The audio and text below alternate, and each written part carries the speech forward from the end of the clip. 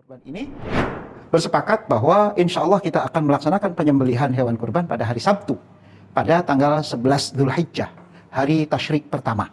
Kita klaster lingkungan fasum kita, lingkungan kita tutup dengan pagar. Kita keluar masuknya hanya melalui satu pintu, sehingga kita upayakan agar alat untuk merobohkan hewan kurban, merobohkan sapi ini kemudian kita adakan, dan insya Allah akan kita fungsikan pada saat penyembelihan, sehingga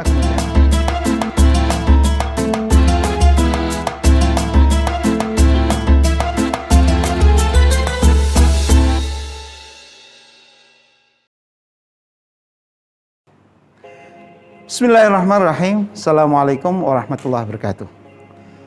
Ikhwatal iman rahimakumullah. Kita lanjutkan kajian kita terkait dengan teknis pelaksanaan Idul Adha kita tahun ini, tahun 1441 Hijriah. Kalau sebelumnya kita sudah membahas tentang keutamaan berkurban, kemudian siapa saja yang wajib melaksanakan, yang sunnah melaksanakan ibadah kurban, kemudian dan hal-hal lainnya. Kemudian kita juga sudah membahas terkait dengan sholat Idul Adha di Masjid Darul Hijrah pada tahun 1441 Hijriah ini.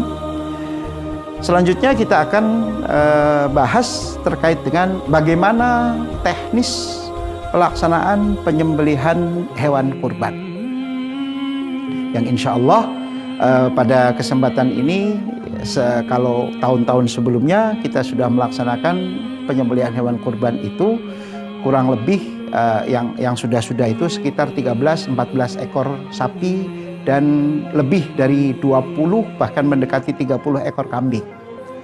Itu pada tahun-tahun sebelumnya.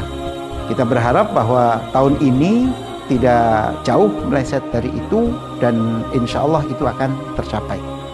Hanya dalam teknis pelaksanaannya berbeda dengan tahun-tahun sebelumnya. Kalau tahun sebelumnya kita laksanakan pada hari pertama, dan itu selesai sebelum zuhur, kemudian kita lakukan setelah sholat zuhur, kita melakukan ramah tamah, makan bersama dari hasil hewan kurban yang kita potong pada hari itu, yang kemudian dimasak oleh tim, yang kemudian kita konsumsi bersama pada makan siang setelah melakukan penyembelihan dan pencacahan, bahkan sampai ke distribusi.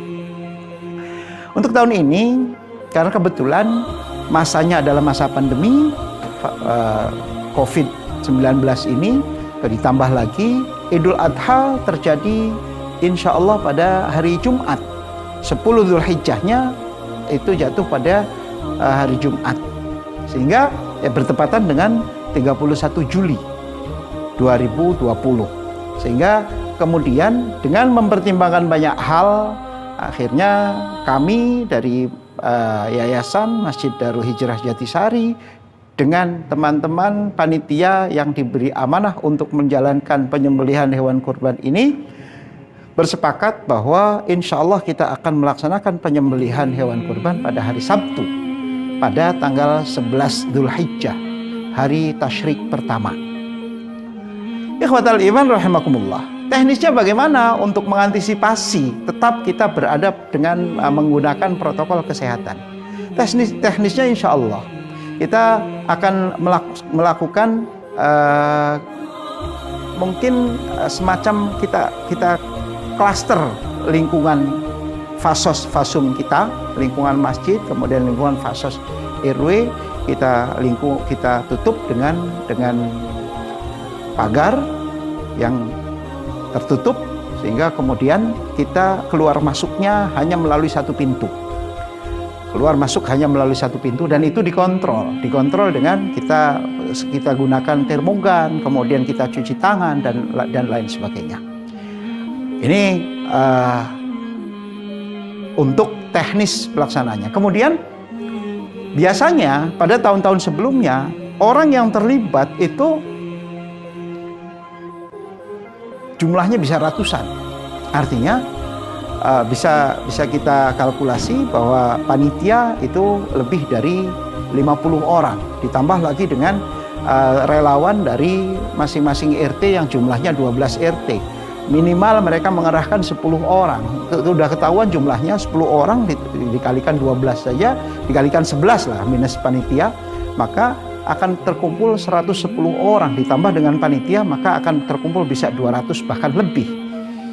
Ditambah lagi dengan anak-anak yang ingin menyaksikan penyembelihan hewan kurban, maka kita berniat untuk meminimalisir jumlah, maka kemungkinan akan kita pangkas bahwa panitia, di samping panitia yang memang itu dari Yayasan Masjid Darul Hijrah, kemudian dari panitia sendiri yang sekarang kebetulan yang bertugas itu yang mendapatkan amanah itu dari RT 8 RW 014.